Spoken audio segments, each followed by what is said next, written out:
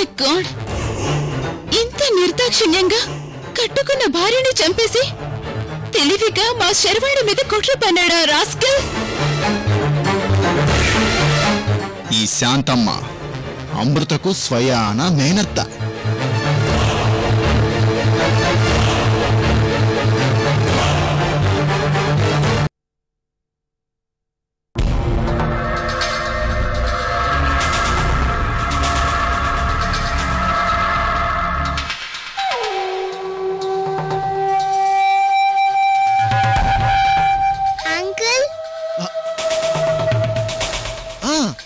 ఇదిగో బంగారం, నీకే తినిపిస్తున్నాను. తిను. నా చేతి పెరిగన్ను ఎంత కమ్మగా ఉంటుందో చూడు.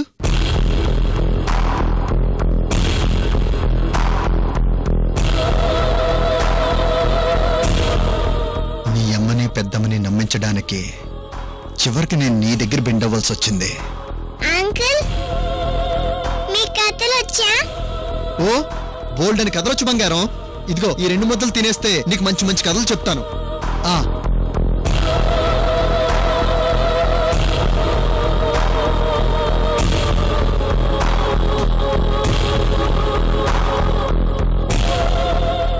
ఈ సీన్లో అన్నం తినిపించడం మొదలుపెట్టి చాలాసేపు అయింది.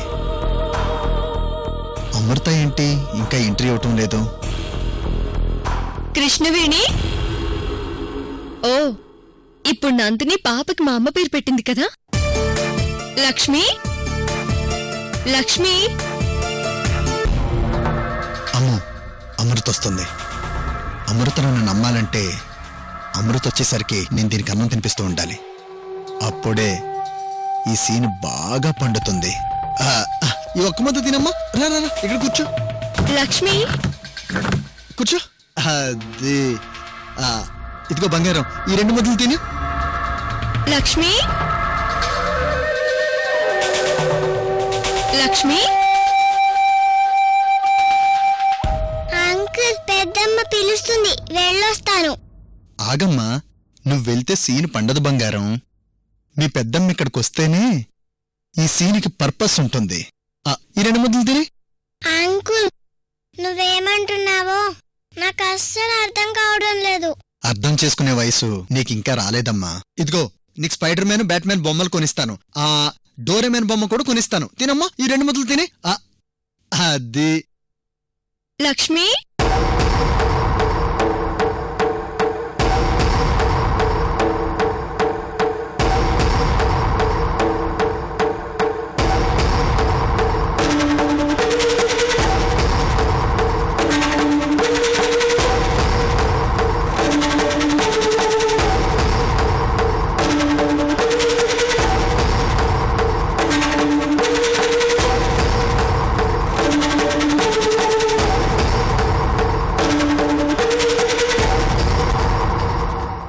అమర్,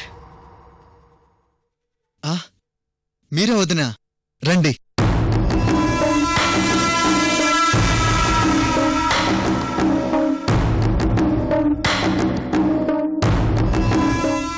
పాపకు మీరు అన్నం తినిపిస్తున్నారా?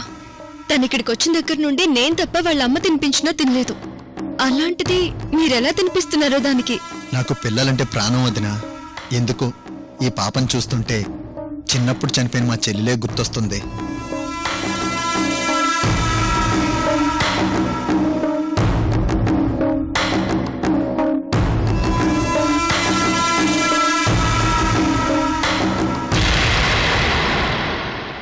అమ్మ లక్ష్మి, పద మన రూమ్కి వెళ్దాం. పద. పెద్దమ్మ, నేను ఈ అంకుల్ తోటే ఆడుకుంటాను. అదిగా తల్లి, అంకుల్ని మన వల్ల డిస్టర్బ్ చేయొచ్చో చెప్పు. నా మాట విను, నీకు బోలెడని కథలు చెప్తాను కదా. నాకు ఈ అంకుల్ కూడా కథలు చెప్తానన్నాడు.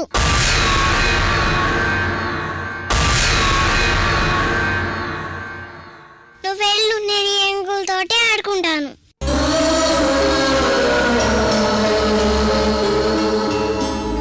మీ బాధ నాకు అర్థమైంది వదినా. ఒకవేళ మీ తల్లి కూతుర్లని నేను వేరు చేసిన ఫీలింగ్ మీకు కలిగితే ఐఎమ్ సారీ. చచ్చా, ఇందులో సారీ చెప్పడానికి ఏముంది అమర్? కాకపోతే నేను దేనిలోనే మా అమ్మని చూసుకొని ఆనందపడుతున్నాను.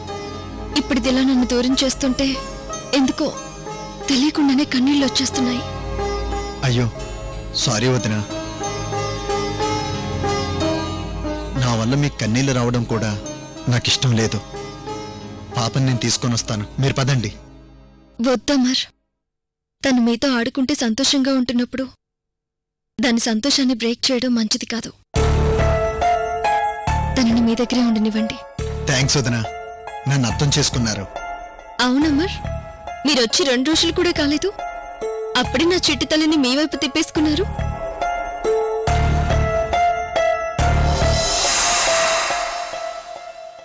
అసలేం మంత్రం పెట్టారేంటి దీనికి? ప్రేమకు మించిన మంత్రం ఏముంటుందో వదినా? చెప్పానుగా, పాపలో నాకు చిన్నప్పుడే దూరమైన మా చెల్లెలు కనిపిస్తుందని. సరే, మీ ఇద్దరిని వేరు చేసి మిమ్మల్ని బాధ పెట్టడం కూడా నాకిష్టం లేదు. మీరిద్దరూ ఆడుకుంటూ ఉండండి, నేను వెళ్తాను.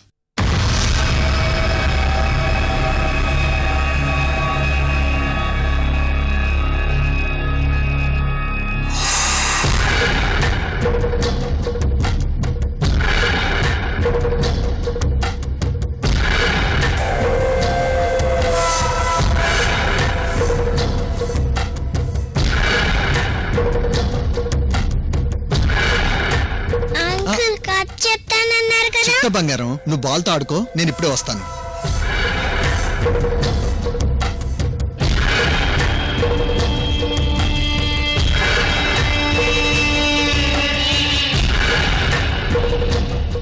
ఛే! ఆ అమృతను మేనేజ్ చేస్తూ ఈ విండోలో నుంచి కనిపించే రొమాంటిక్ ఫీల్ మిస్ అయ్యానే.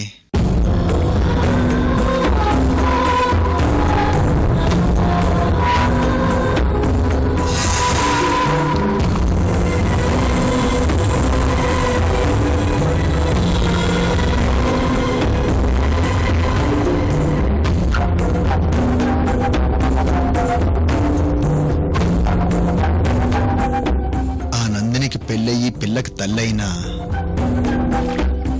దాని బాడీలో పార్ట్లు పార్ట్లు నన్ను రెచ్చగొట్టేస్తున్నాయి. కృష్ణమూర్తి మామ, నువ్విద్దరు కూతుళ్ళని కన్నావని లేటుగా తెలుసుకున్నా. లేదంటే ఎప్పుడో ఈ కథలోకి ఎంటర్ అయిపోయేవాణ్ణి.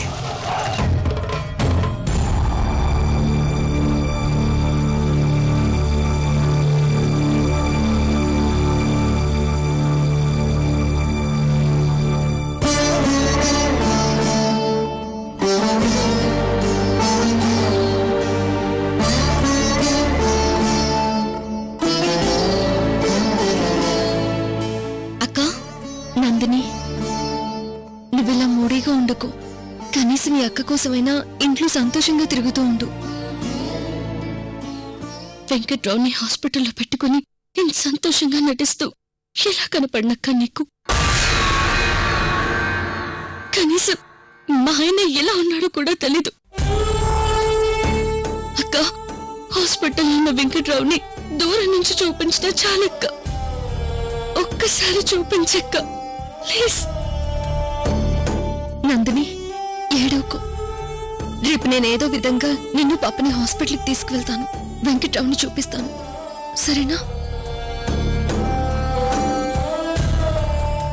నేను తీసుకెళ్తానన్నాను కదా, నా మాట నమ్ము.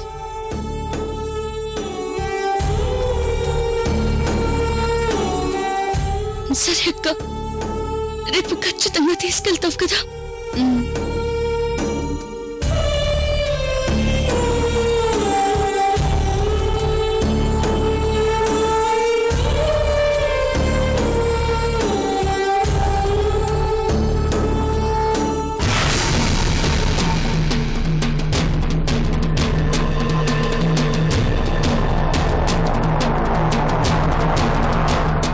వెంకట్రావు గడు బతుకుండగా ఈ నందిని నా గురించి ఆలోచించదు. నేనిప్పుడు ఆ వెంకట్రావు గడి గురించి ఆలోచించాలి.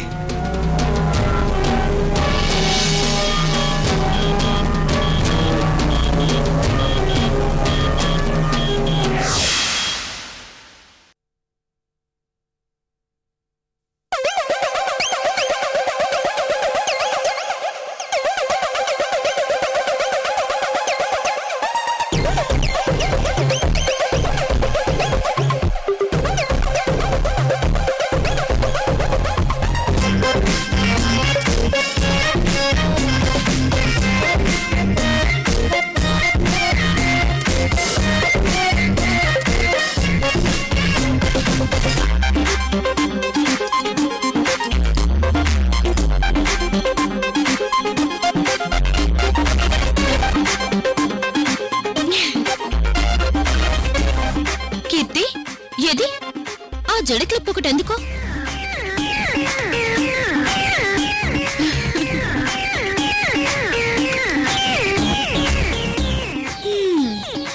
నీరజ, నువ్వు నేను కలిసిపోతే గ్లామర్ కి గ్లామర్, ఎమోషన్స్ కి ఎమోషన్స్ అల్లాడించొచ్చు.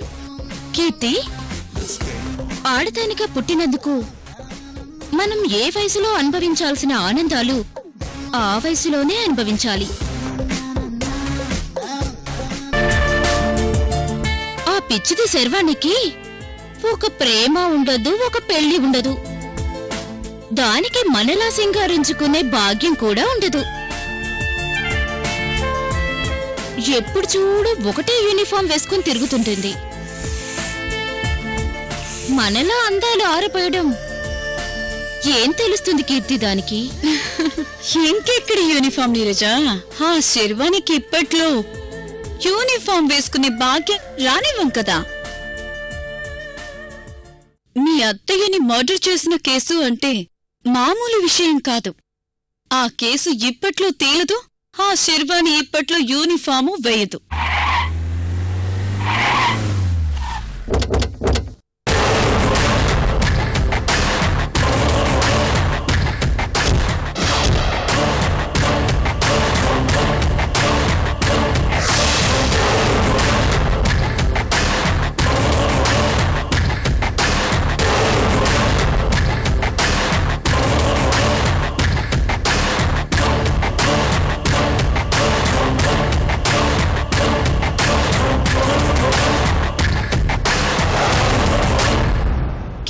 వయ్యారం ముందు, నీరజ సింగారం ముందు ఆ శర్వాణి ఏం నిలబడుతుంది కీర్తి?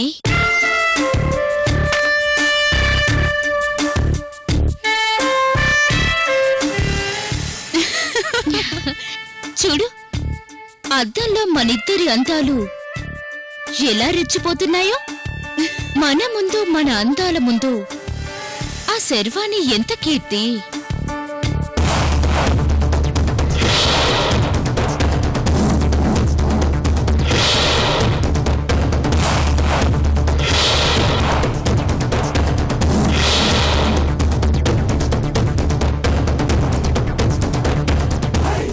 నీరజా, మనమే పవర్ఫుల్, ఇక మన అందాలు పవర్ఫుల్. మనం వేసే పవర్ఫుల్ ఎత్తులకు ఆ శర్వాణి విలవిలలాడిపోతుంది.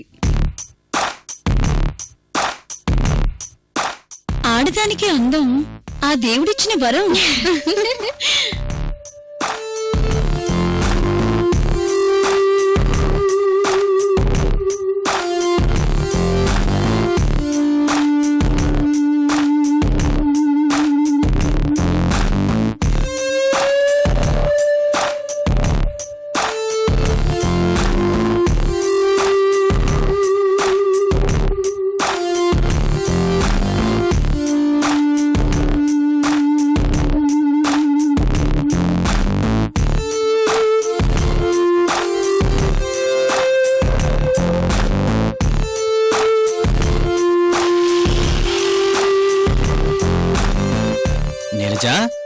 ఏంటి, ఇద్దరు కలిసి అందాల పోటీలకి ఏమైనా వెళ్తున్నారా?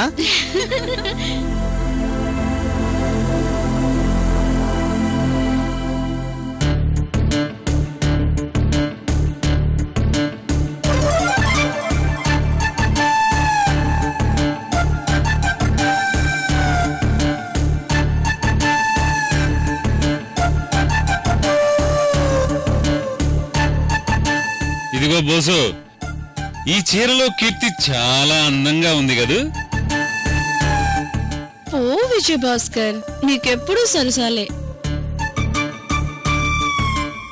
నా బ్రతుకు చెడ. కీర్తి, నీ ముగుణ్ణే. నేను ఉండగా నువ్వు పరాయి మగడి దగ్గర సిగ్గుపడ్డం చూడ్డానికి అసహ్యంగా ఉంది. బూస్ డార్లింగ్, నీకు బొత్తిగా కళాపోషం లేకుండా పోయిందయ్యా.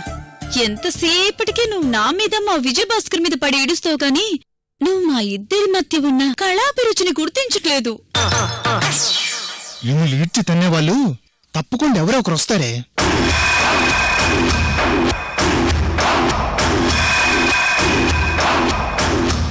కీర్తి, పాపం మీ ఆయన ఏదో స్ట్రగుల్ గా ఫీల్ అవుతున్నాడు. అసలేంటి బోసు బాధ? వాడిది ఎప్పుడూ ఉన్న ఏడిపేగా. వాడికి కీర్తిని చూస్తే కడుపు మంట, నన్ను చూస్తే ఒళ్ళు మంట. పాపం వాడి సిట్యుయేషన్ అలాంటిది. అసలు ఇది ఇల్లులా లేదు. ఈ అబ్బా కొడుకులకు తోడు ఈ ఐటెం కలిసి ఇద్దరు తోడయ్యారు. అందరూ కలిసి రెచ్చిపోతుంటే చూడలేక చస్తున్నాను.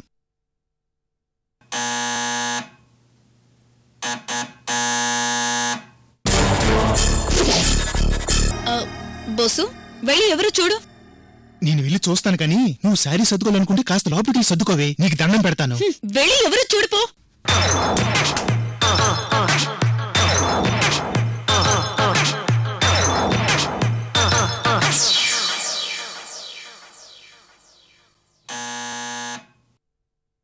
నీరజ, నువ్వలా లోపలికెళ్ళి నీ చేత్తో గోరువెచ్చని పాలు తీసుకురా.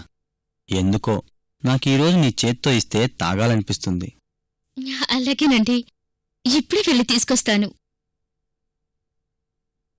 నీపై తగలయ్యా, నువ్వు పాలకు తప్ప పెరుగుకు మజ్జిగకు పనికిరావురా.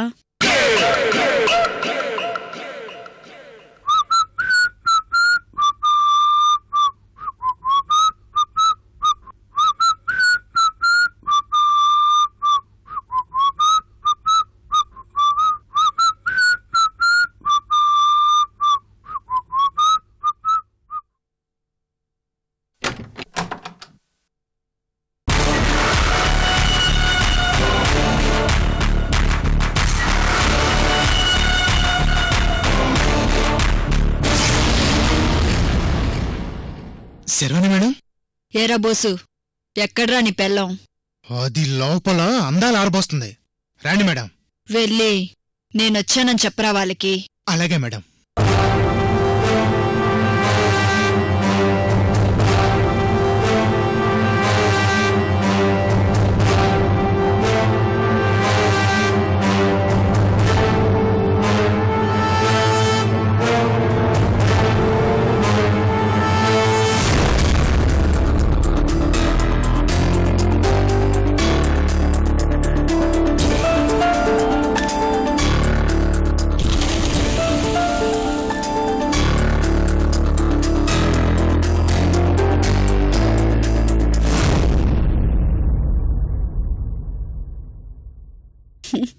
విజయ్ భాస్కర్, చూడు ఈ చీర కుచ్చుళ్ళు ఎంత అందంగా ఉన్నాయో.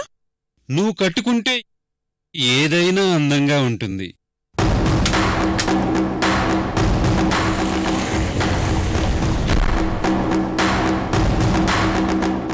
కీర్తి, శర్వాణి మేడం రమ్మంటున్నారు మిమ్మల్ని.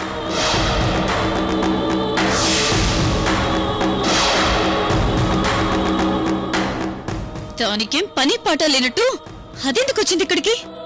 కీర్తి, అది ఈసారి ఓవర్ చేస్తే దాని మీద కంప్లైంట్ ఇవ్వు. అప్పుడు దాని బెయిల్ కూడా క్యాన్సిల్ అయిపోతుంది. పద విజయ్ భాస్కర్, ఇవాళ దాని సంగతి ఏంటో అటో ఇటో తేల్చుకుందాం.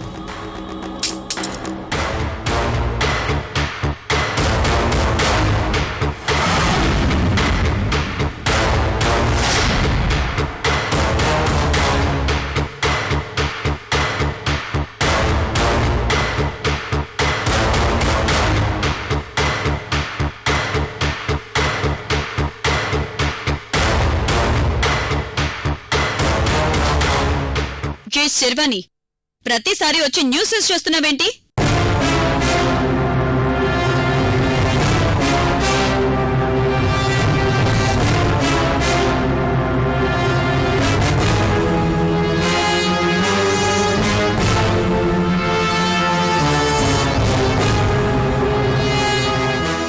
మీ అందరికి ఒక సినిమా చూపించి వెళ్దామని వచ్చాను కీర్తి.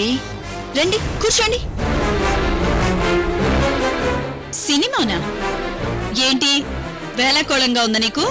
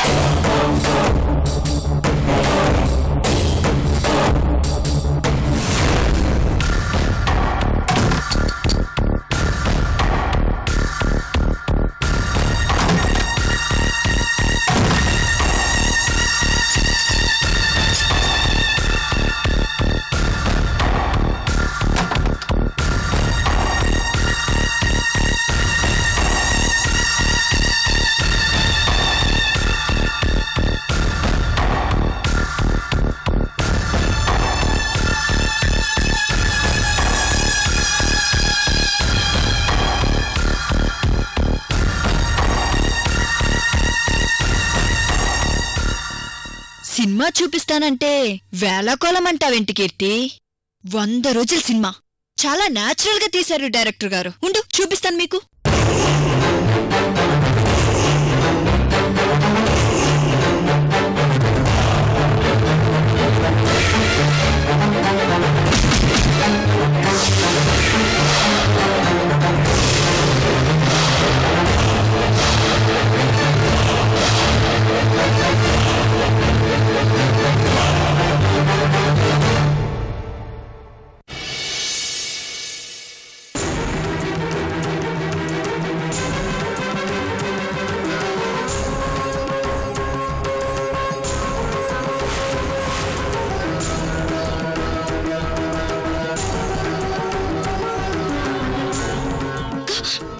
ఏమిందక్క?